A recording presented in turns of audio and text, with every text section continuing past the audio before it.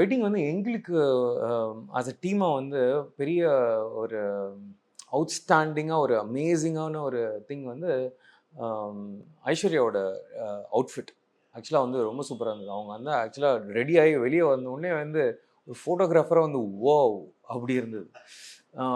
ஆக்சுவலாக பிரம்மாண்டம் வந்து நம்ம செட்டு அதெல்லாம் யோசிக்கிறோம்ல.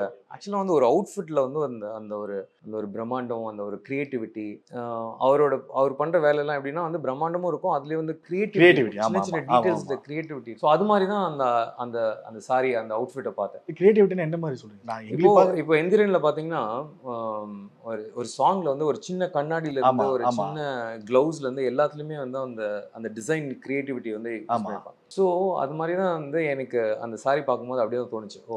பிரம்மாண்டம் is not only in the outfit local, okay. But ஒரு சின்ன அவுட்ஃபிட் விஷயத்துல கூட வந்து அது அவ்வளோ சூப்பரா இருந்தது. ரொம்ப கிரியேட்டிவான அவுட்ஃபிட் அது.